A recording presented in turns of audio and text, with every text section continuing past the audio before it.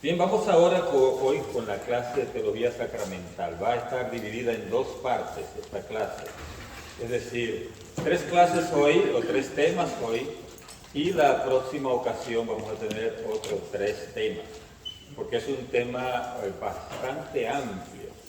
Bueno, a la Iglesia Católica le llaman los hermanos separados la Iglesia de los Sacramentos, y no en vano, porque es la importancia que se tiene con estos sacramentos. Voy a poner este micrófono aquí. Bien. Espero que esté saliendo allí, ¿verdad? Bendito sea Dios. Cuando hablamos de teología sacramental, vamos a ver 2 temas principales. Uno es el tema de la liturgia, es decir, la liturgia, que es lo que es la base de cualquier sacramento, ¿verdad? Y otro va a ser el tema de los sacramentos en sí mismos, es decir, que hoy vamos a ver dos clases, el primer tema y el segundo va a ser sobre la liturgia. Y el segundo, o el último tema de hoy, va a ser sobre el bautismo y la confirmación. ¿De acuerdo? Entonces, vamos a ver cómo nos ayuda Dios a que todo este tema venga con la sabiduría del lugar. Primero es la palabra liturgia. ¿Qué significa? El numeral 16.9 nos habla de esto. Dice, la palabra liturgia significa originariamente obra o quehacer público, servicio de parte de y en favor del pueblo. Es decir, que esta palabra viene de un léxico romano, o sea, de una palabra romana que se refería a las obras públicas. Liturgia, de ahí tomó la Iglesia este término, ¿verdad? Pero en la Iglesia, en la tradición cristiana, quiere significar que el pueblo de Dios toma parte en la obra de Dios. O sea, que nosotros tomamos parte en la obra de Dios. Es una obra pública, es decir, es algo que la Iglesia va a hacer, pero después va a haber algo interno en el corazón de cada uno, ¿de acuerdo? En el interior, en el alma de cada uno. Pero se hace esta obra pública para que lleve la gracia a las personas individualmente. Por la liturgia, Cristo, nuestro Redentor y sumo sacerdote, continúa en su iglesia, con ella y por ella, la obra de nuestra redención. O sea, la liturgia es la manera en cómo Cristo, la gracia que nos trajo, sigue aplicándose a cada uno de nosotros. Usted quizás diría, qué bueno, cómo me hubiese gustado a mí vivir en los años que Jesús estuvo aquí en la tierra, esos 3 años, ¿verdad?, del ministerio público. Pues no tiene que decir eso, usted tiene esa oportunidad a través de la liturgia, porque Cristo se manifiesta en esa obra. La gracia de Cristo se manifiesta en esa obra pública, en esa liturgia. O sea que la liturgia es algo muy importante en la vida del cristiano, de nosotros. En la liturgia la Iglesia celebra principalmente el misterio pascual por el que Cristo realizó la obra de nuestra salvación. O sea, celebra quiere decir en este caso, y vamos a ver después, que hace presente otra vez a través de la liturgia ese misterio pascual. Que el misterio vuelve a estar en medio de nosotros.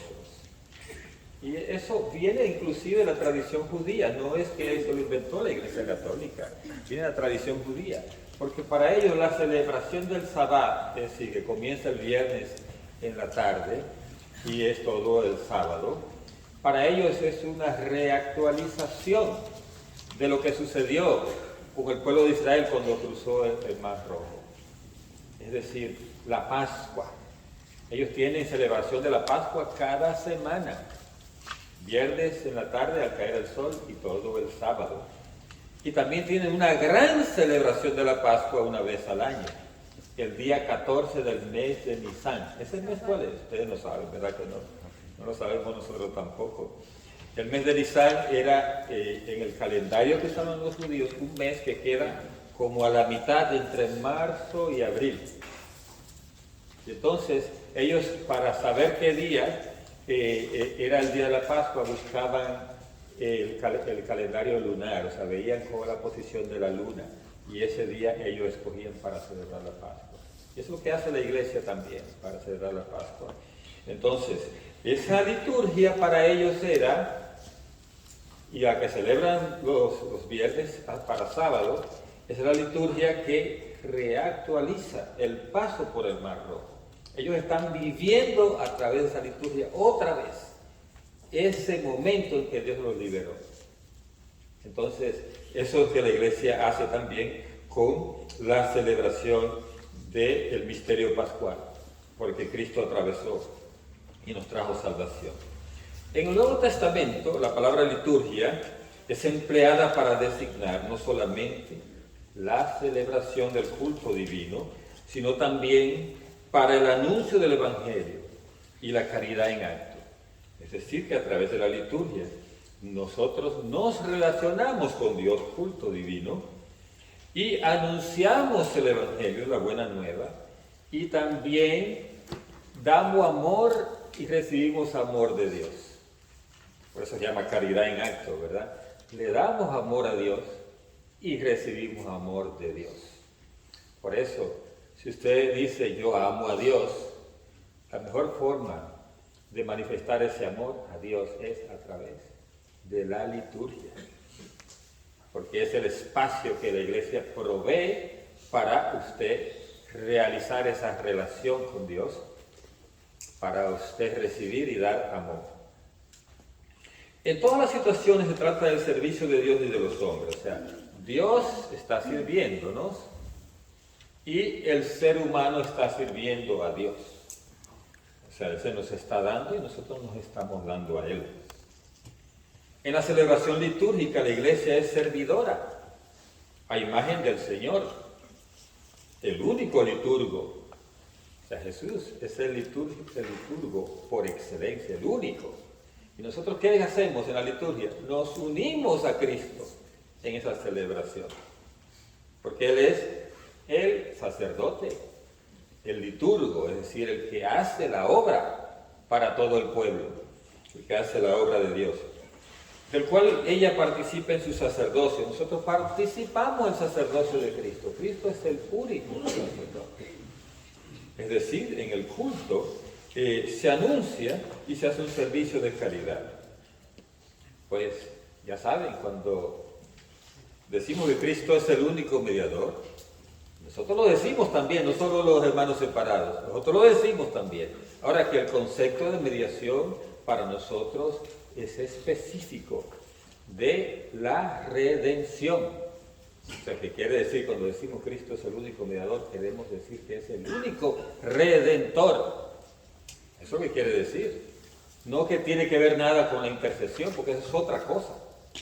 ¿Entiendes? La intercesión es otra cosa. La liturgia como fuente de vida. La liturgia es obra de Cristo. Es también una acción de su iglesia. Realiza y manifiesta la iglesia como signo visible de la comunión entre Dios y los hombres por Cristo. O sea, hay una comunión entre Dios y nosotros a través de Cristo. Cristo es quien nos relaciona con Dios. Y entonces por eso es que decimos que es el único mediador. Entonces que nos relaciona con el Padre. Entonces, introduce a los fieles la liturgia en la vida nueva de la comunidad. Es decir, la comunidad formada por todos los fieles que seguimos a Cristo. Implica una participación consciente, activa y fructífera de todos. Subraye esto, oye, consciente. Que hay gente que quizás están en misa o están recibiendo algún sacramento, pero no están conscientes, están medio dormidos. Yo digo que el único sacramento que siempre estamos bien despiertos es el de la confesión. Estamos tan despiertos que andamos con taquicardia cuando nos confesamos, ¿sí o no? Pero nosotros como que medio nos dormimos, ¿verdad? En la misa, nos dormimos nosotros en un bautismo, ¿verdad? Hay gente que se está medio durmiendo ahí, en el matrimonio, menos el novio, ¿verdad? Ese está bien nervioso.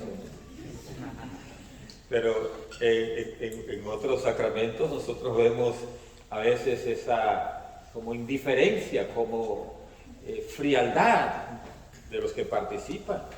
Y dice que tiene que ser una participación consciente. Usted tiene que conocer lo que está pasando. ¿Ha oído decir usted a mucha gente que dicen que la misa es aburrida? Pues el que se aburre es porque no está consciente de lo que está sucediendo allí. Y sobre todo los adolescentes andan siempre en Babilonia porque quieren que todo sea funny, ¿verdad? Que todo sea que le lleve alegría y gozo y risa. Pues en la misa no hay nada de que reírse. Y por eso algunos, incluso católicos a veces, prefieren el culto que se hace en las iglesias protestantes que el que se hace en la misa. Eso pasa con alguna gente. Que no me digan quién, que no se señalen ustedes entre ustedes mismos. Pero eso puede pasar, porque nosotros estamos pendientes de lo que nos produce la alegría y el movimiento, etc. Y entonces, como en la misa no hay muchas veces esas cosas, porque estamos reactualizando el sacrificio de Cristo. ¿Y quién se va a reír cuando se está otra vez reactualizando el sacrificio de la cruz? Ahí no hay risa, ahí no hay baile, ahí no hay brincos. Ahí lo que hay es una conciencia de qué es lo que está pasando y qué es lo que nos está dando a nosotros ese momento. Y entonces por eso es que el que no está consciente se aburre, porque no sabe lo que allí se está dando, lo inmenso de lo que es la reactualización del sacrificio de Cristo en la misa. Entonces, tiene que haber una participación activa. Antes en la iglesia, o los viejitos de nosotros, los abuelos y tatarabuelos más atrás, decían, voy a oír misa. ¿Se acuerdan de eso? Que va a oír misa. Pero ese concepto se cambió porque no es oír, es participar en la misa. Y en cualquier sacramento nos toca participar. Hay una parte activa en la cual tenemos nosotros que decir cosas y hacer cosas. ¿De acuerdo? Esa es la parte activa. Mucha gente no lo entiende. Y debe ser fructífera, es decir, que de cualquier relación de nosotros con un sacramento, con la liturgia, tiene cada uno que sacar algo. Bueno, usted podrá decir, digamos, yo he oído gente, ¿verdad? No son ustedes. Ay, yo en el grupo de oración cuando salgo más lleno, ¿verdad? Salgo con más gozo. Pero cuando voy a la misa salgo igual de frío. Ajá, yo he oído gente diciendo eso. Es que no sacan el fruto. Y en esto es como si fueras un pozo sin el recipiente para sacar la gracia del agua. ¿De acuerdo? La samaritana le dijo a Jesús, ¿cómo va a sacar agua si no tiene ni siquiera el cántaro para sacar el agua? Pues hay gente que van a la misa o cualquiera de los sacramentos sin ese cántaro. Le ponen más importancia al vestido que van a llevar, a la decoración que van a poner a su físico y otros a las fotos que van a estar tomando en el momento del sacramento. Y entonces no sacan nada. Y a veces también el mismo que está oficiando el sacramento, sacerdote, diácono, quien fuera, ¿no? Voy a mencionar otros, no vaya a ser que me meten en problemas. A veces andan también con la frialdad de que quieren salir de eso, una cosa más que están haciendo. Entonces por eso no hay fruto, porque no ponemos todo el corazón. La Sagrada Liturgia no agota toda la acción de la Iglesia. Debe ser precedida por la evangelización. Es decir, cuando llegamos nosotros a recibir un sacramento, tiene que haber una evangelización previa para que la gente sepa qué es lo que está buscando. Tiene que haber fe, es decir, nosotros entender que hay algo visible, pero hay cosas invisibles que están pasando durante el sacramento, que no sabemos, que no la vemos, pero que sabemos por fe que están pasando.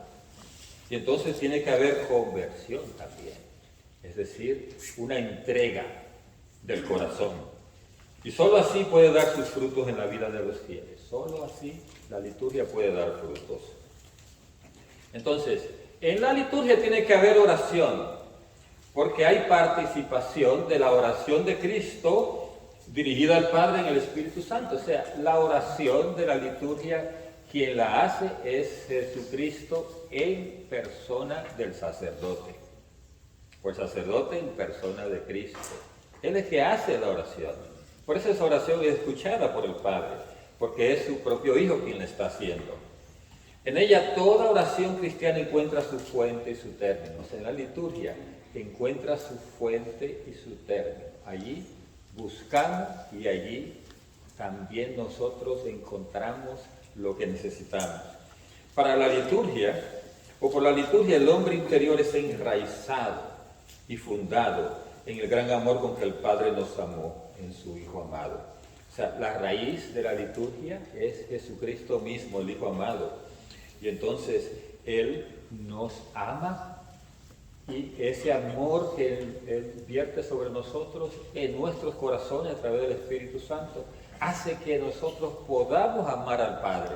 Porque sin Jesucristo, el amor que podamos nosotros reciprocar al Padre no va a ser nunca suficiente. Porque el corazón de nosotros no tiene la dimensión para amar al Padre como Él se merece. Dice Jesús a la samaritana, el Padre anda buscando adoradores que adoren en espíritu y en verdad. Y pudiéramos decir, el Padre está buscando, porque adorar es eso, ¿verdad? Adorar es amar a Dios, el Padre, ¿sí o no? Entonces, es como que Jesús dijera, el Padre está buscando quien le ame, pero en espíritu y en verdad. O sea, a través del amor que nos vierte el Espíritu Santo y a través de un amor verdadero. La economía sacramental. La palabra economía que ustedes quizá conocen cuando se trata de lo que tienen en el banco, cuando se trata de lo que cobran toda la semana, cuando se trata de los ahorritos o los negocios que tienen, también se aplica en la vida de la gracia, la palabra economía. El día de Pentecostés, por la efusión del Espíritu Santo, la Iglesia se manifiesta al mundo. El don del Espíritu inaugura un tiempo nuevo, que es la dispensación del misterio. O sea, Jesús vino a traer esa gracia. Y entonces, es un misterio lo que Dios quiere para nosotros en el cielo, ¿verdad? O sea, lo que Él nos tiene, dice San Pablo, ni siquiera ojo humano vio ni oído yo. O sea, es misterio porque no vamos a desentrañar todo lo que hay para nosotros en el cielo. Pero esa dispensación de esa gracia que Jesús nos trae como una probadita de lo que va a venir, es que nos va a nosotros a encaminar a esa vida eterna. Entonces Cristo vive y actúa en su iglesia y con ella ya de una manera nueva, la propia de este tiempo nuevo. O sea, Cristo trae un nuevo comportamiento, una nueva forma de distribuir la gracia, que no existía en el Antiguo Testamento. Si usted se pone a leer la palabra de Dios en el Antiguo Testamento y comienza a contar los santos de la antigüedad, usted comienza, por ejemplo, dice, vamos a ver, ¿quiénes seguro están en el cielo? ¿Verdad? O sea que podemos decir que si la iglesia se dedicara a canonizar los santos de la antigüedad, nosotros solo oímos como de 2 santos, ¿verdad? San Elías, ¿verdad? Y podríamos decir San Moisés, pero uno casi no menciona a San Moisés, ¿verdad que no? Pero bueno, ahí hay que contarlo en esa lista. Elías, Moisés, David, ¿quién más? Abraham. Jonás, ¿verdad? Jeremías, Isaías. Usted comienza a contar. Y en realidad quizá llegará a 100 de pronto, ¿verdad? Pero quizá no pase de ahí. Pero si usted comienza a contar después que vino Jesucristo, resucitó y envió el Espíritu Santo, los santos que la iglesia tiene en catálogo, eso se llama, porque se llama canonizar, es poner en una lista, catálogo, son por millones. Usted cuando busca el santoral del día de hoy te pone San Antonio Abad, ¿verdad? Pone allí, pero después te pone una lista de varios más. El primero que ponen es San Antonio porque es uno de los más destacados, ¿verdad? De él salió el que nosotros hagamos esto en el nombre del Padre, del Hijo y del Espíritu Santo, que nos persinemos. De ahí sale de San Antonio Abad, siglo IV. Pero en ese siglo hubieron muchísimos santos también. Es decir, que la cosecha es abundante, ¿verdad? Después de la venida de Cristo. Por eso que dice que la dispensación del misterio vino en un tiempo nuevo que inauguró el don del Espíritu Santo. O sea que a través de la venida del Espíritu Santo hubo un derramamiento de gracia enorme en toda la humanidad. ¿Recuerdan San Pedro, verdad? El primer día, el primer discurso. Primer discurso, primera homilía, primera predicación. Aquí habrá predicadores, pero ¿quién de ustedes se ha anotado el éxito de San Pedro? Que en una prédica se convirtieron 3000, ¿verdad? Yo creo que ni 3 cuando yo predico, ¿verdad? Entonces menos el 1000. Pero así es la cosa, ¿de acuerdo? Es la gracia abundante que comenzó a trabajar en la iglesia. La iglesia se multiplicó en los primeros 4 siglos de una manera exorbitante, maravillosa, que sorprendió a todos los historiadores. ¿Cómo es que este grupo de sectarios judíos, que eran los nazarenos, ha crecido tan grande, o sea, con tanta rapidez en tan poco tiempo? Porque ahí había una dispensación del misterio abundante. Dice que Cristo vive y actúa en su iglesia y con ella ya de una manera nueva, la propia de este tiempo nuevo. Y Cristo actúa por los sacramentos. O sea, pare de contar, hay gente que ha inventado otras formas de llevar la vida de gracia, ¿verdad? Pero la iglesia heredó de Cristo la fórmula que Él dejó para que la gracia sea dispensada. Y esa gracia va a ser dispensada a través de los sacramentos. Esa fue la forma que Jesús dejó. Y si a usted, como a mí en el tiempo de antes, que no entendía estas cosas, concibe los sacramentos como una rutina, como algo que está ahí pero no tiene fuerza, no tiene poder, lo que fuera, es necesario que hoy usted comience a cambiar su mente. Porque las cosas no son como nosotros nos las inventemos. Las cosas son como Cristo las estableció. Así debe ser. Entonces, esto le llamamos economía sacramental, que consiste en la comunicación o dispensación de los frutos del misterio pascual de Cristo en la celebración de la liturgia sacramental de la iglesia. O sea que hay una distribución, una dispensación, una comunicación de los frutos del misterio pascual, de la gracia que Jesucristo nos trajo. ¿A través de quién? ¿O a través de qué? A través de la liturgia sacramental de la iglesia. Por eso alguien le llaman la iglesia de los sacramentos, pues a la iglesia de Jesucristo, porque así fue que Cristo lo quiso. Él dispuso de esa manera. Nosotros no somos quienes para corregir a Jesús ahora. Entonces hay gente que creen que con una oracioncita me entrego a Cristo y ya la gracia te llegó. O sea, eso puede ser un paso de conversión. Pero recuerden que conversión, o sea, la fe, la predicación, la fe, conversión y la gracia a través de los sacramentos. Hay gente que se queda a mitad en la predicación y la fe y la conversión, pero después la gracia, ¿cuándo la reciben? No se casan por la iglesia, no se bautizan, no hacen la primera comunión, no hacen su confirmación, la gracia no le llega. ¿Por qué? Porque Cristo la quiso dispensar de esta manera, a través de la liturgia sacramental. El Padre es la fuente y fin de la liturgia. Bendecir es una acción divina que da la vida y cuya fuente es el Padre. Su bendición es a la vez palabra y don. O sea, el Padre es que nos bendice a nosotros y es una acción divina. O sea, que el Padre nos bendice a través de Jesucristo y Jesucristo nos bendice a través de sus ministros. Por ahí viene la bendición. ¿Ya se dan cuenta ustedes de la importancia de ser bendecidos? Porque hay gente que quizás se van de la misa antes que el Padre diga la bendición de Dios Padre Todopoderoso y están en el parqueo ya arrancando el carro porque quieren salir primero. Pues se perdieron una parte muy importante de la celebración, de recibir la bendición final.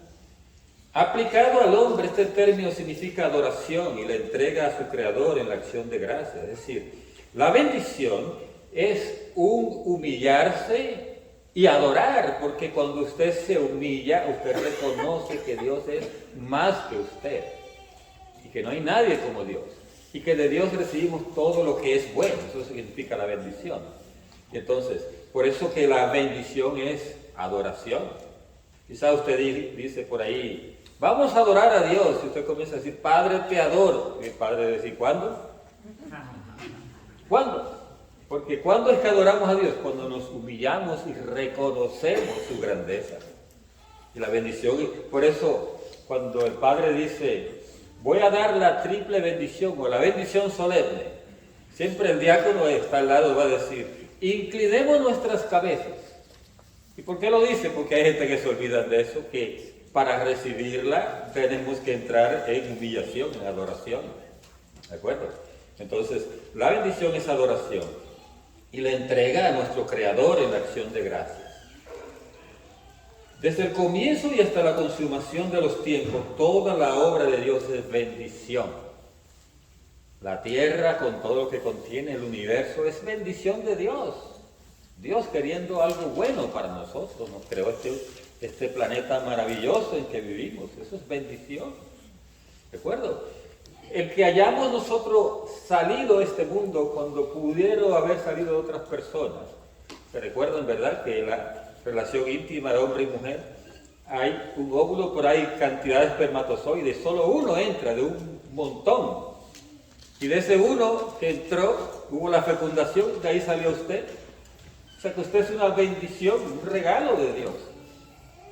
Y entonces, eso tenemos que entenderlo y todos los días dar gracias a nosotros por nuestra existencia, porque existimos porque Dios lo quiso, no por una casualidad, porque Dios lo quiso. Entonces, desde el comienzo Dios bendice a los seres vivos, especialmente al hombre y la mujer, como los seres más importantes de su creación. Por la fe del Padre de los creyentes. ¿Quién es ese Padre de los creyentes? Abraham, que acoge la bendición, o sea, él acoge la bendición de Dios, Abraham, y ahí se inauguró la historia de la salvación, de alguien que quiso recibir esa bendición de Dios, y que al mismo tiempo recibió una promesa de que Dios le dijo, por ti serán benditas todas las naciones, todas las razas de la tierra, porque él recibió esa bendición y la pudo multiplicar. La liturgia revela la bendición divina. Las bendiciones divinas se manifiestan en acontecimientos maravillosos y salvadores. O sea, cuando Dios nos bendice, hay alguna manifestación de eso.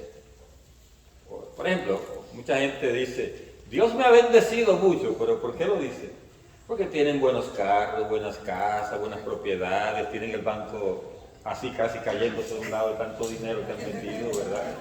Entonces, dice, Dios me ha bendecido mucho, pero solo lo menciona en el orden material. ¿Por qué no pudiéramos decir nosotros aquí en testimonio? Dios me ha bendecido mucho, como dice aquella canción, me sacó de la fosa fatal, del fango cenagoso, y puso mi pie sobre la roca. Eso es una bendición.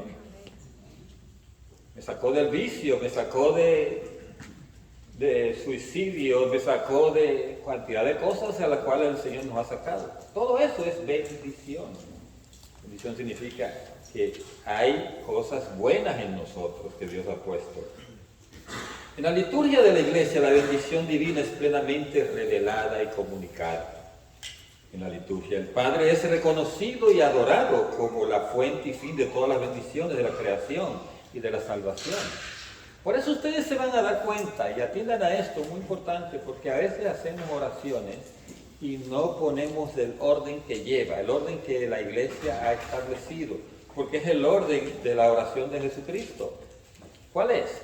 Cuando se ora ¿a quién? Al Padre, en el nombre de Jesús, ¿de acuerdo? Y con la intercesión de los santos. Hay gente que empiezan una oración y le están hablando al San no sé quién o a la Virgencita.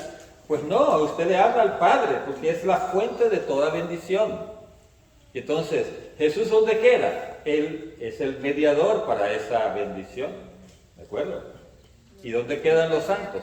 Es quien ora con nosotros. La Virgen y los santos oran con nosotros. O sea, interceden, nos apoyan en esa oración. ¿Y dónde queda el Espíritu Santo? Es que nos inspira la oración. ¿De acuerdo? Entonces, por eso es que cuando oren, y Jesús lo dijo, oren al Padre y digan esto, por él puso un modelo en el Padre Nuestro, ¿verdad?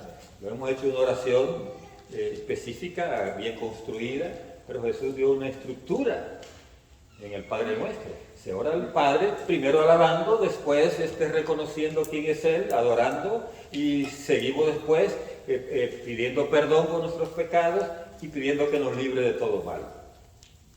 Entonces, esa es la oración perfecta, la del Padre Nuestro. Igual en la Santa Misa van a ver siempre que todas las oraciones son dirigidas al Padre. Y al final dice, te lo pedimos en el nombre de Jesús, que vive y reina contigo en la unidad del Espíritu Santo, un solo Dios, por los siglos de los siglos. Y el pueblo dice, amén. En su verbo encarnado, muerto y resucitado por nosotros, nos colma de sus bendiciones. O sea, las bendiciones vienen todas a través de Jesús. Y por Él derrama en nuestro corazón el don que contiene todos los dones. ¿Quién es ese don principal? El Espíritu Santo. Es el don de los dones. Por eso si alguien le pregunta a usted, ¿usted tiene algún don? Usted diga, sí, yo tengo el principal, el Espíritu Santo. Y usted lo recibió en su bautismo, en su confirmación y en su seminario de vida en el Espíritu, tuvo una difusión del Espíritu Santo. Usted tiene un don, o sea, no se lleve de quien diga por ahí, yo no tengo ningún don, porque diga así, está muerto. ¿Verdad? ¿Por qué? Tenemos el don principal, el don de los dones, el Espíritu Santo. Como la señora que le preguntó al Padre, ¿qué don usted tiene? El Padre dice, bueno, tengo el don del Espíritu. No, Padre, ¿qué don? Carisma. Y el Padre decía, pero bueno, yo soy sacerdote, ¿qué carisma mejor que ese? ¿Verdad? Poder consagrar los dones. Y ella seguía insistiendo porque quería que el Padre le dijera que tiene el don de sanación o discernimiento, cosas por el estilo. Y no, tenemos el don principal, el don del Espíritu Santo.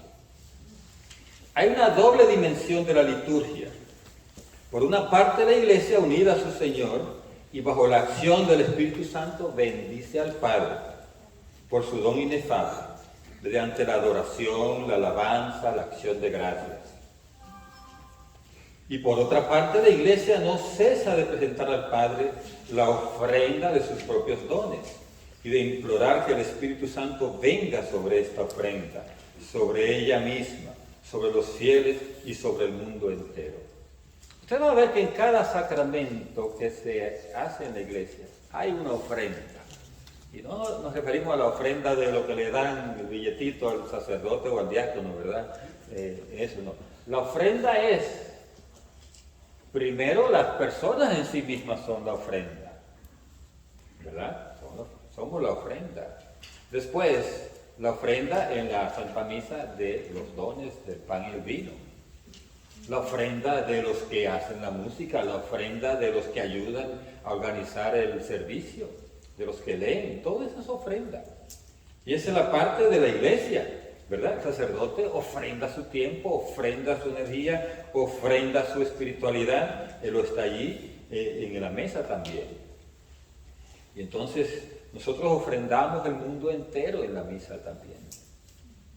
Por eso cuando se está diciendo la primera plegaria eucarística, que dice, bendice estos dones que hemos recibido de tu gloria, ¿verdad? Y ahora te presentamos. Y entonces hasta reconoce de dónde viene, fruto de la vida y del trabajo del hombre. Es decir, que ahí viene el don que estamos dando, la ofrenda de nosotros. La obra de Cristo en la liturgia. Cristo está sentado a la derecha del Padre y derramando el Espíritu Santo sobre su cuerpo, que es la Iglesia. Y actúa ahora por medio de los sacramentos instituidos por Él para comunicar su gracia. Yo vi una vez a un hermano de una secta por ahí, de las peores que hay, que no le menciono el nombre ahora, diciendo que cómo era que Cristo se iba a hacer presente allí en la mesa del sacrificio, si Él estaba sentado a la derecha del Padre. O sea, como que Cristo fue y se sentó ahí y no se movió más. Increíble eso, ¿no? ¿Entiendes? Él está allí en la mesa del sacrificio. Él está allí actuando por medio de los sacramentos. Él está ahí en persona Christi en la confesión. Él está ahí en persona Christi en el que está administrando el bautismo. Él está ahí en persona Christi en el que está confirmando el obispo. Él está ahí en persona Christi en sacerdote o diácono que está siendo el testigo de una boda. Él está ahí en persona, Jesucristo. Por eso, uno de los ornamentos que usamos sacerdotes y diáconos es la estola. Y la estola, puesta así para los sacerdotes y así para los diáconos, significa la autoridad de Cristo. O sea, es la autoridad de Cristo. Por eso un sacerdote ni siquiera va a confesión sin ponerse su estola, porque ahí trae la autoridad de Cristo. Así que el que le pide una bendición, espere que tenga la estola puesta y va a salir más fuerte la bendición. Los sacramentos son signos sensibles, palabras y acciones. O sea, signos que podemos ver, palabras y acciones, accesibles a nuestra humanidad actual. Nosotros no queremos oír palabras, queremos ver gestos. Por eso es que se necesita esos signos sensibles y que realizan eficazmente la gracia que significan en virtud de la acción de Cristo y por el poder del Espíritu Santo. O sea, la gracia viene realizada, es decir, puesta en acción, por virtud de la acción de Cristo. Él la trajo, Él actuó y entonces esa gracia sigue caminando por el poder del Espíritu Santo. Fíjense qué interesante, el Espíritu Santo es quien actualiza la gracia. O sea, por eso Jesús dijo, harán obras mayores. Cuando venga el Espíritu de la verdad, ustedes harán obras mayores. Porque el Espíritu va a ser capaz de estar aquí y allá y en todos lados al mismo tiempo. Y va a actualizar esa gracia de Cristo en todas esas situaciones. En todas las situaciones en las que se hace la liturgia. El misterio pascual de Cristo permanece. En la liturgia de la Iglesia, Cristo significa y realiza principalmente su misterio pascual. El misterio pascual de Cristo no puede permanecer solamente en el pasado. O sea, no es que Cristo realizó aquello y ya ahí quedó. No, ese misterio tiene que reactualizarse hoy. Porque ¿de qué forma iba a llegar Jesús a toda la humanidad? ¿Solo a través de su palabra escrita en la Biblia? No. Él se mueve a través de la acción del Espíritu Santo y a través de la vida sacramental. Pues por su muerte destruyó la muerte, y todo lo que Cristo es y todo lo que hizo y padeció por los hombres participa de la eternidad divina y domina todos los tiempos, y en ellos se mantiene permanentemente presente. O sea, lo que Jesús hizo lo sigue haciendo en el presente. Lo que hizo en Jerusalén lo sigue haciendo en todas partes del mundo. Y lo que hizo en aquel grupo de personas, 12 apóstoles que les enseñó y los discípulos que le siguieron aprendieron de él directamente, lo sigue haciendo con nosotros hoy. Porque es Dios y él quiso estar presente en todos los tiempos y en todos los lugares. Y lo hace a través de la liturgia. El acontecimiento de la cruz y la resurrección permanece y atrae todo hacia la vida. O sea, ahí está el centro de toda la fe, la cruz y la resurrección. Yo no sé por qué hay hermanos o religiones, si pudiéramos decirlo, o denominaciones, que solo quieren hacer énfasis en la resurrección. Ponen una cruz pero sin Cristo. No se quieren acordar de que dicen ellos, un Cristo muerto. Porque para ellos ver una cruz y un crucifijo es un Cristo muerto. Ellos quieren ver siempre a Jesús resucitado. Óigame, si no hubiese habido eso, Jesús en la cruz, no hubiera habido resurrección, no hubiera habido gracia. O sea, Jesús tenía que morir, y recordar la muerte de Jesús nos ayuda a nosotros a entender todo lo que hizo por toda la humanidad, por cada uno de nosotros. Lo necesitamos verlo. El ser humano es así. Cristo envía a los apóstoles. Cristo resucitado, dando el Espíritu Santo a los apóstoles, le confía su poder de santificación. Se convierte en signos sacramentales de Cristo. O sea, Jesús le da su poder de santificación a los apóstoles. Y Él lo hace a través de signos, ¿verdad? O sea, Jesús, me imagino, usted puede decir, ¿verdad? Lo que se dice en la iglesia al final, cuando se envía a la gente que se da una bendición, ¿verdad? Haciendo la señal de la cruz. Pues Jesús o levantaría la mano y le diría, vayan a todas las naciones. O sea, hubo un gesto que Jesús hizo y eso fue un signo para ellos. Y ellos después ese mismo signo hacían con los que ellos ponían como sucesores. O sea, imponían las manos y a través de eso decían, vamos a enviar a Pablo y a Bernabé, y le imponían las manos. Ese era el signo.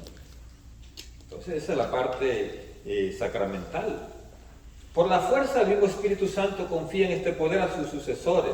Y esta sucesión apostólica estructura toda la vida litúrgica de la iglesia. Ese es otro problema que podemos tener con los que no son católicos, que ellos no creen en la sucesión apostólica. Ellos piensan que Jesús vino, dejó un mapa de qué debían hacer, dejó un libro que Jesús no escribió. Jesús no escribió ni una sola coma de la Biblia. Pero ellos, ese es el libro santo y para nosotros también, y creen que ahí está todo y que no más de ahí fuera de ahí no hay más nada. Pero ¿y a dónde quedan los gestos que Jesús hizo?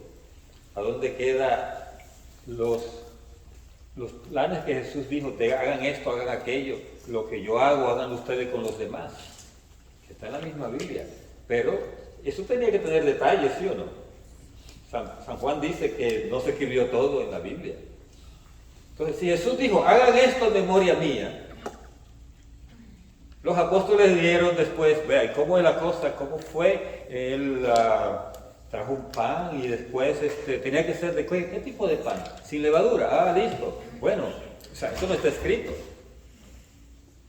Que una copa y la copa tenía que ser así o de esta manera, o de un material que no sea ni plástico ni madera, sino que ni sea yeso, ni sea esto, que sea, digamos, un material precioso, un metal noble, etc. O sea, esos detalles de cómo se debía poner la copa de un lado y el pan del otro lado, de qué oración tenía que hacerse, bueno, la oración está ahí en la palabra de Dios, pero cómo se iba a distribuir.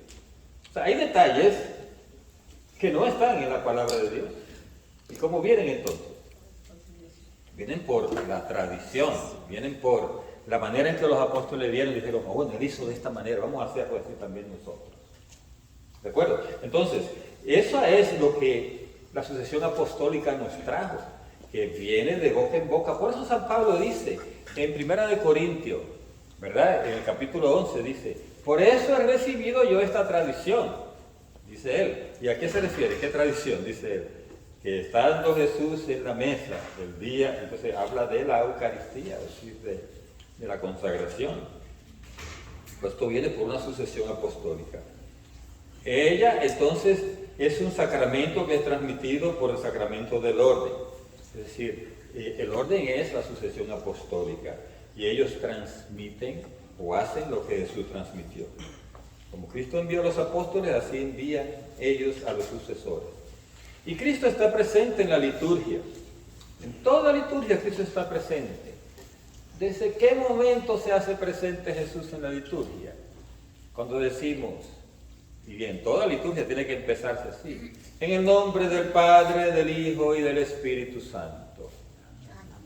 Porque Jesús dijo, donde haya dos o más reunidos en mi nombre. Entonces decimos en el nombre del Padre y decimos del Hijo también y del Espíritu Santo. Allí estaré yo en medio de ellos.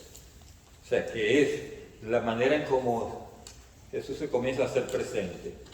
Y para llevar a cabo esta obra tan grande, que es la dispensación o comunicación de la obra de salvación, de la gracia de la salvación, Cristo está siempre presente en su iglesia, principalmente en los actos litúrgicos.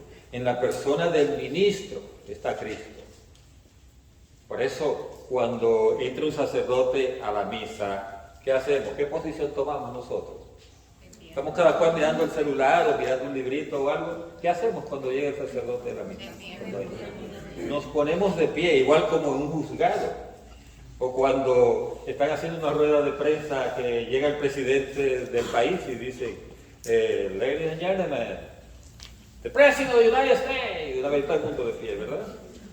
presidente de este país, etcétera, todo se pone de pie, porque es el principal, ¿verdad? El juez es el principal. Y Jesucristo es el principal en la Santa Misa y quien lo representa ahí es el ministro. Por eso nos ponemos de pie cuando él entra, una reverencia. Entonces, y Cristo está siempre presente, entonces primero a través del ministro. También está presente en las especies eucarísticas, cuando son consagradas. Y ahí Jesús se hace presente. También está presente en la palabra. Por eso hay siempre un ambo, ¿verdad? Es decir, algo así como esto, puesto de un lado donde se va a leer la palabra de Dios. Y tiene un respeto por este lugar, ¿verdad? Entonces aquí está Jesús presente en la palabra. Y también está presente donde 2 o 3 están congregados en su nombre, ¿verdad? Por eso decimos, en el nombre del Padre, y del Hijo y del Espíritu Santo. En la liturgia terrena, ¿por qué liturgia terrena? La que hacemos aquí, porque en el cielo hay liturgia también. Nosotros pregustamos y participamos en la liturgia celestial, que se celebra en la ciudad santa Jerusalén, hacia la cual nos dirigimos como peregrinos. Ya dimos esto en escatología, ¿verdad? Donde Cristo está sentado a la derecha del Padre. Es decir, nosotros si hacemos caso, ponemos conciencia, celebramos conscientemente y con todo el corazón la liturgia terrena, estamos preparándonos para la liturgia celestial. Así que si a usted le parece aburrida la liturgia terrena, prepárese para aburrirse más en el cielo, porque ahí es liturgia constante. Entonces, busque el sentido ahora, porque cuando esté en el cielo lo van a sacar de allí, porque usted no le encuentra el sentido a la liturgia celestial. Está frito, ¿verdad? Cuando esté ahí. Se va a decir, no, me voy para el infierno, allí están haciendo fiesta, ¿verdad? Ahí está el gran combo, lo que fuera, ¿no? O está la banda, no sé qué, ¿verdad? Como dice, los tigres del norte están allá, en el infierno, voy para allá mejor.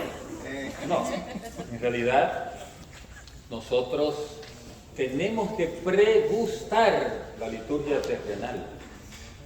Y eso significa encontrarle sentido y gusto y sabor. Mire, parece mentira que los hermanos separados, cuando llegan a una misa y la viven como va, ellos rápidamente le encuentran el gusto. Y nosotros aburridos aquí, algunos. Entonces, ¿ellos por qué le encuentran el gusto? Porque ellos están hartos de escenografía, de luces, de música altísima y de brincos y cosas que hacen para entretener a la gente. Y la misa no es un entretenimiento. Si usted se aburre en la misa, está equivocado del lugar, porque allí no va a entretenerse. Allí va a tenerse, o sea, a meterse en la obra de Dios. Y esto es importante. Entonces, ¿el Espíritu Santo está en la liturgia? Sí, está. Y se invoca por todos los lados, desde que comienza, en el nombre del Padre, del Hijo y del Espíritu Santo. Y el sacerdote dice algo interesante en la misa, y está en 1 Corintios 13, el último versículo, y es donde dice el sacerdote, la gracia de nuestro Señor Jesucristo, el amor del Padre y la comunión del Espíritu Santo esté con todos ustedes. ¿Y ustedes dicen? Y con su espíritu. Gracias, porque con su espíritu significa para contigo también. ¿De acuerdo? Entonces, desde ese momento nosotros estamos diciendo que el Espíritu Santo está ahí en la liturgia. Y es el pedagogo. ¿Qué significa pedagogo? El que nos enseña, el maestro, el pedagogo de la fe del pueblo de Dios. Es el artífice de las obras maestras de Dios, que son los sacramentos de la nueva alianza. Es decir, que el Espíritu Santo es el pedagogo, es el que nos enseña, y es el que hace el arte de las obras maestras de Dios. Y el deseo y la obra del Espíritu Santo en el corazón de la iglesia es que vivamos de la vida de Cristo resucitado. El Espíritu Santo está allí como diciendo, ponga atención, mira para acá, concéntrate en lo que está pasando allí. Vive ese momento. Acaba de recibir la Eucaristía. Vive ese momento. Eso hace el Espíritu Santo. Nos pone a nosotros en atención de lo que está pasando. ¿Para qué? Para que vivamos la vida de Cristo en ese momento. Y dice, cuando encuentre en nosotros la respuesta de fe que Él ha suscitado, que Él ha querido que tengamos, se realiza una verdadera cooperación. Si usted dice, hoy esta Santa Misa quiero vivirla, le pido al Señor que el sacerdote esté bien concentrado en lo que está haciendo y que yo también le ponga atención a lo que está pasando allí. Entonces, con esa cooperación, el Espíritu Santo está diciendo, wow, sí, este va a recibir. Este va a recibir. Entonces, la liturgia viene a ser la obra común del Espíritu Santo y de la Iglesia. Es el Espíritu el que está actuando allí para que Jesús llegue y esté presente durante la liturgia. El Espíritu Santo nos prepara para recibir a Cristo. Realiza en la economía sacramental la figura de la antigua alianza. O sea, la antigua alianza se mete en la liturgia a través de la acción del Espíritu Santo y trabaja allí la acción de Cristo. Dice, la iglesia de Cristo estaba preparada maravillosamente en la historia del pueblo de Israel en la antigua alianza. O sea, mire, esto es una cosa interesante. Ha habido judíos que se han convertido al catolicismo y para ellos ha sido maravilloso ver que en la misa están muchos de los signos de la antigua alianza. No se abandonaron, sino que se incorporaron. Bueno, un testimonio de Scott Hens, un pastor protestante que se convirtió a católico, dice que cuando él fue a la misa, él se maravilló de ver todo lo que había allí recogido de la antigua alianza y de la nueva alianza. O sea, cómo estaba todo allí puesto durante la Santa Misa. La maravilla que es. Entonces la liturgia de la Iglesia conserva una parte integrante, la antigua alianza, e irreemplazable, haciendo suyo algunos elementos del culto de la antigua alianza. Fíjense que cuando Jesús celebró la Pascua, estaba allí el Cordero, estaba allí todo lo que hacía el pueblo judío para celebrar el paso del Mar Rojo. Y eso todo se incorporó a la Santa Misa, está ahí. Entonces, ¿cuáles son las cosas que se hacen en la Santa Misa que tienen que ver con la antigua alianza? La lectura del Antiguo Testamento está siempre presente, no se puede omitir eso. La oración de los salmos, el salmo responsorial, es parte de la antigua alianza.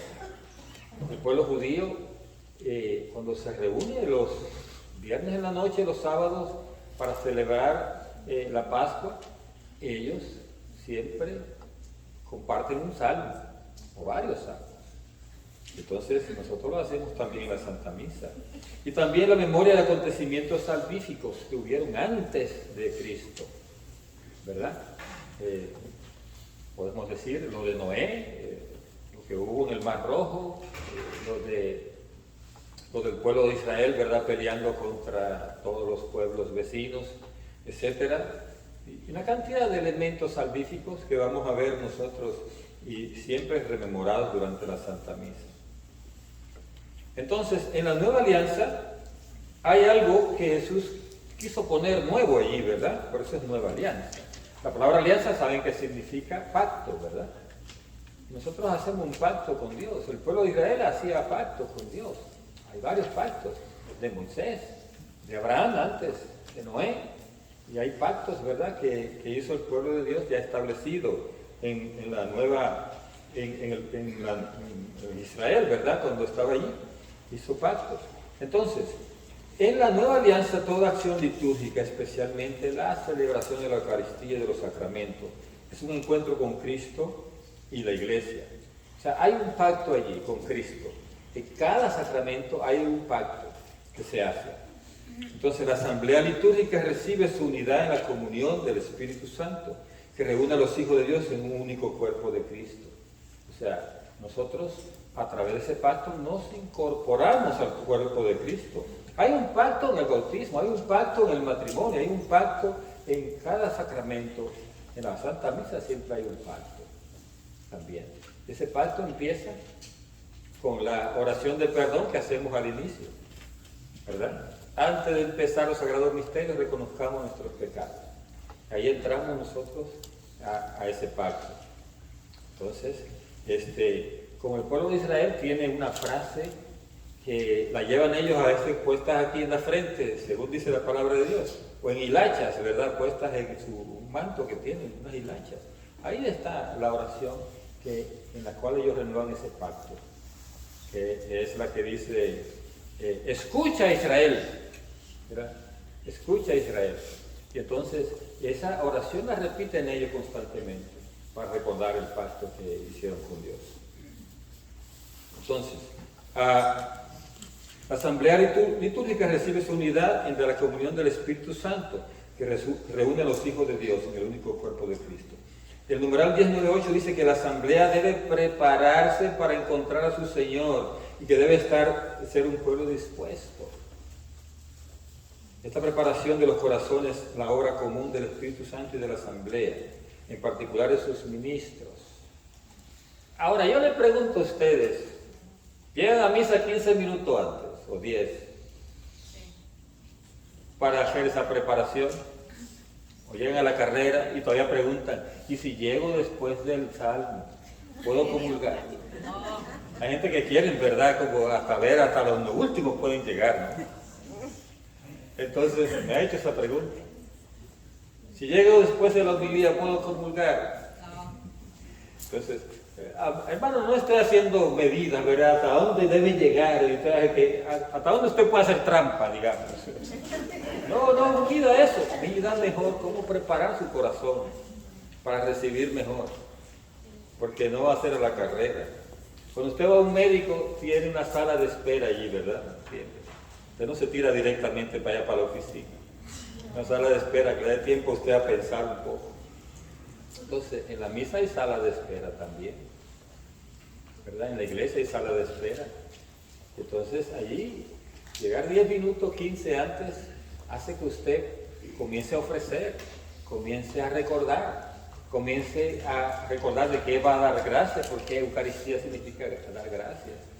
Comienza a recordar sus pecados, porque a veces dicen, antes de empezar los sagrados misterios reconozcamos nuestros pecados, pero el sacerdote a veces no da tiempo que usted se recuerde. Pues vaya 10, 15 minutos antes, haga su listita en la mente, para cuando usted diga así, ya usted ya hace rato que lo repasó, y que se dé más duro, ¿verdad?, si estaban muy fuertes. La liturgia es memorial del misterio de salvación. El Espíritu Santo es la memoria viva de la iglesia. Los ministros también tenemos que hacer esa preparación cuando vamos a la misa, ¿verdad? Por eso hay un tiempo anterior. Inclusive cada vez que nos ponemos uno de los ornamentos, hay que hacer una oración. ¿Ustedes sabían eso? Cada vez que el sacerdote se pone cada ornamento, se hace una oración. Cuando se pone primero el alba, y hace una oración, y corresponde a ciertas cosas que tiene que tener en la preparación. Después, cuando se pone el símbolo, o sea, el cordoncito que se amarran también. Y después cuando se pone la estola, y cuando se pone la casulla. O sea, cada ornamento lleva una oración y eso es parte de la preparación. Hasta los monaguillos tienen su oración para antes de servir.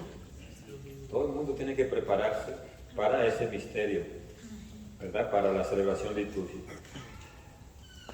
El Espíritu Santo recuerda el misterio de Cristo, la palabra de Dios. Es lo primero que se hace en la misa o en cualquiera de las liturgias, sea de cualquier sacramento. Hay que leer la palabra de Dios siempre.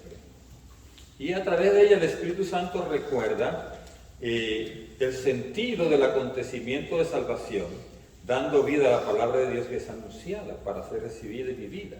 O sea que la palabra de Dios prepara a esa persona que va a recibir la gracia sacramental y viendo cómo vino la salvación, cuál era el plan de Dios en la salvación. Y esto, por eso la Sagrada Escritura es parte sumamente importante en la liturgia. El Espíritu Santo es quien da a los lectores y a los oyentes, según la disposición de sus corazones, la inteligencia espiritual de la palabra de Dios.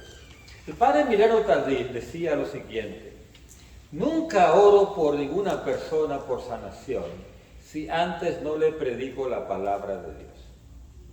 Porque si no lo hace, se convierte en curandero.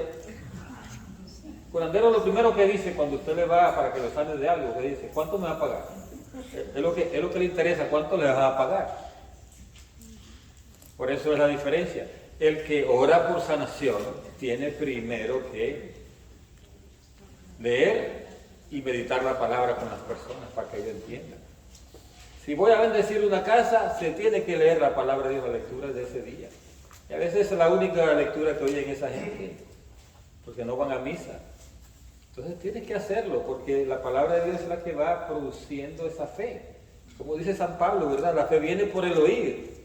Pero si no hay quien predique, ¿qué van a oír? Entonces necesitamos, no vayan a orar por nadie sin antes, hablar de la palabra de Dios primeramente. Y dice, el Espíritu Santo da a los lectores y a los oyentes, según la disposición de sus corazones, la inteligencia espiritual de la palabra de Dios. Y el anuncio de la palabra exige respuesta de fe, como consentimiento y compromiso, con miras a la alianza entre Dios y su pueblo. Porque si se va a hacer una alianza, cada sacramento hay una alianza, un pacto, entonces necesita saber cuál es realmente la obligación del que hace ese pacto. Dios tiene una obligación o hace una promesa y nosotros tenemos una obligación o una promesa. Entonces tiene que ir iluminada por la palabra de Dios. Palabrita dominguera para ustedes hoy. Anamnesis. Digan a ver si es, porque a mí me costaba decirlo. Anamnesis. Y esta palabra es importante. Si ustedes se la pronuncian, algún sacerdote por ahí dice, pues es verdad que están aprendiendo. Anamnesis, y le digo.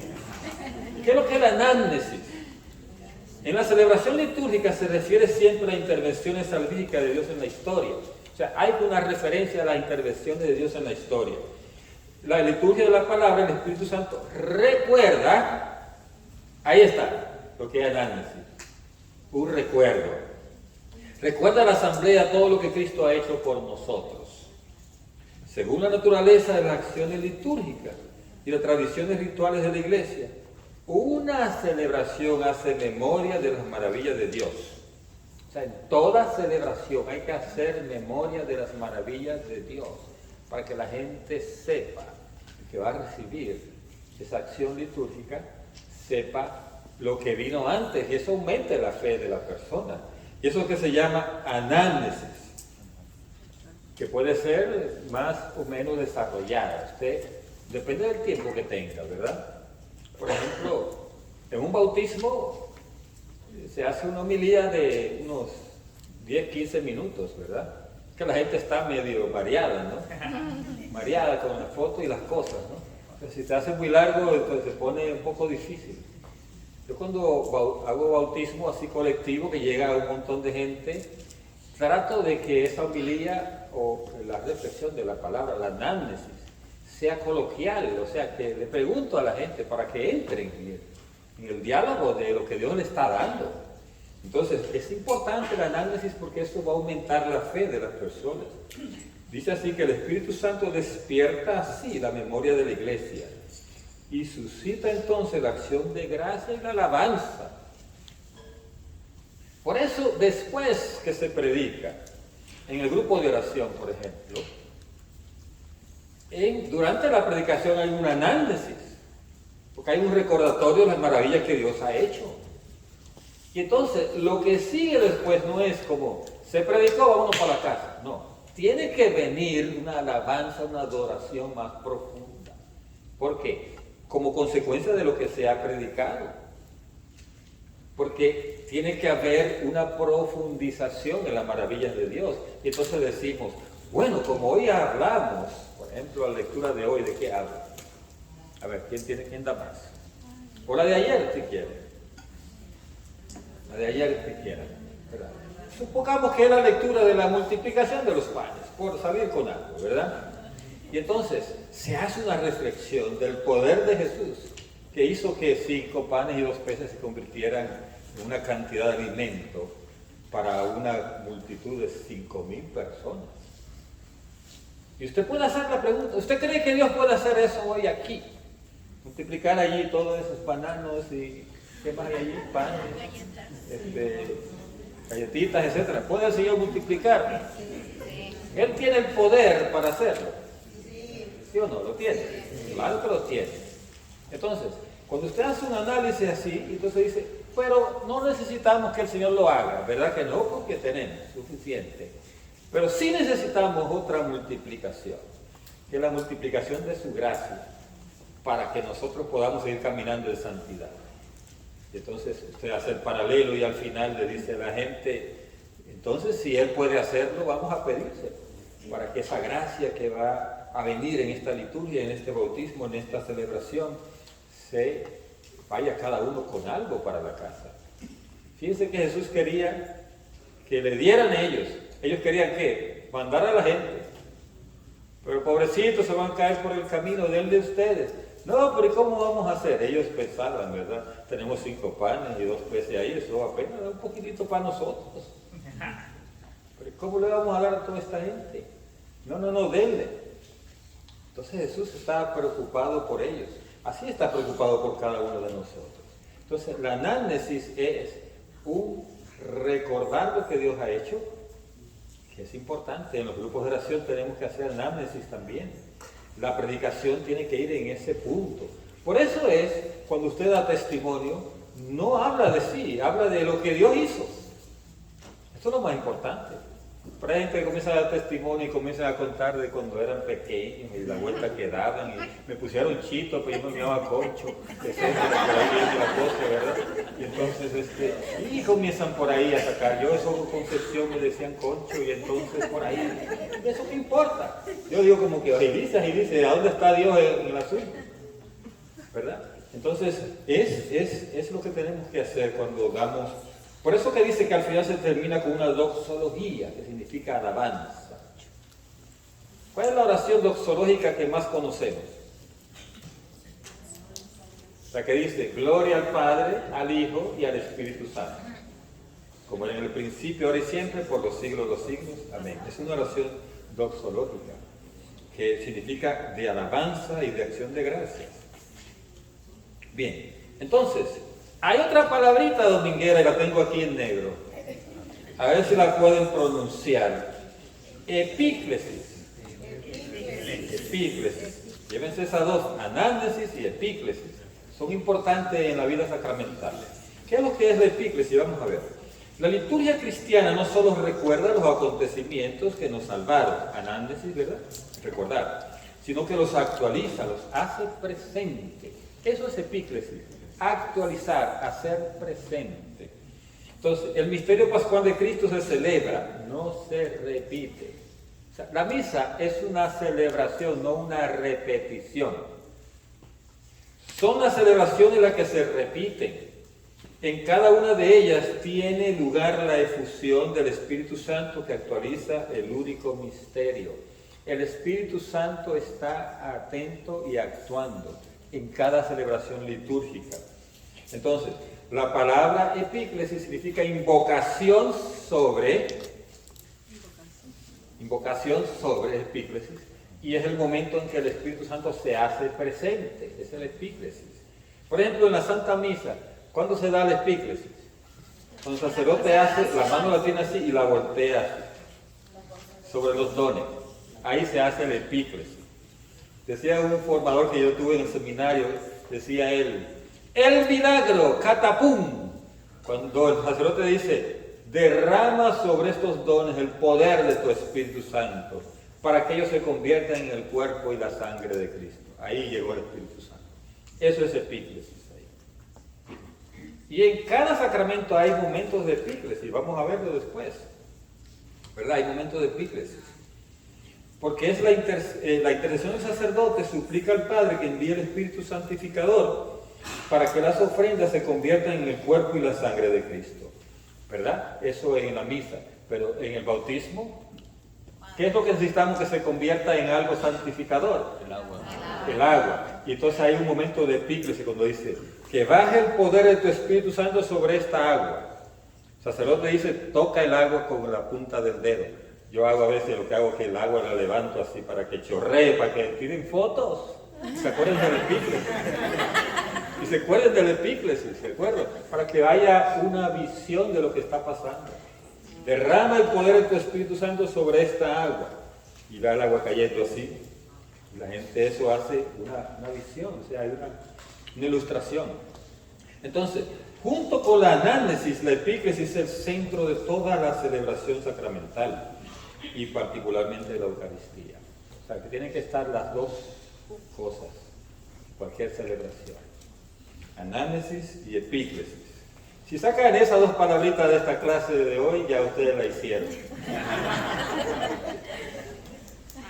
La comunión del Espíritu Santo.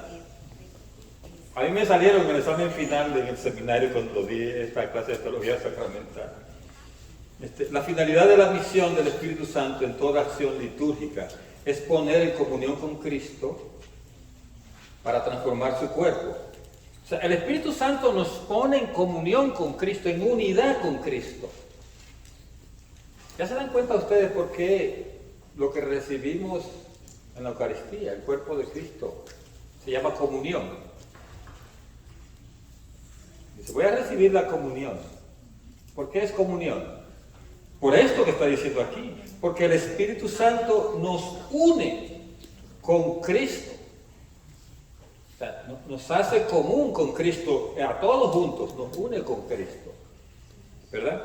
Entonces, y el Espíritu Santo es como la savia de la viña del Padre que da su fruto en los sarmientos.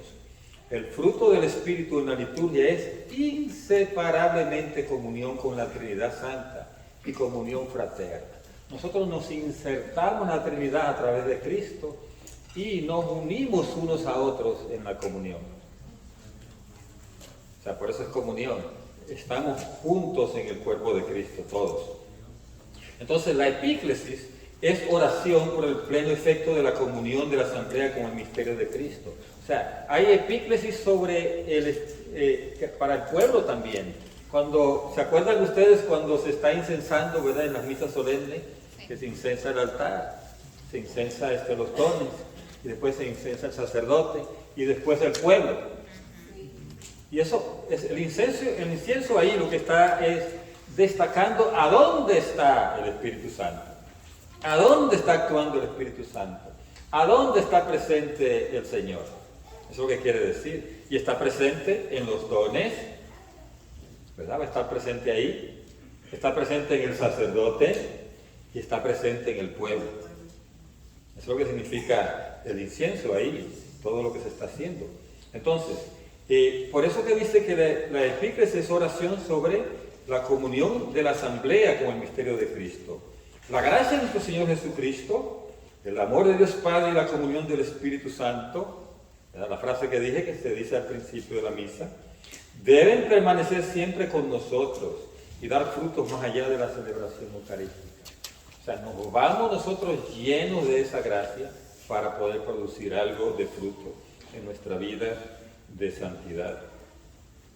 Entonces, ¿alguna pregunta? Vamos entonces a concluir aquí. Esto es lo que es la parte, el panorama inicial de lo que es la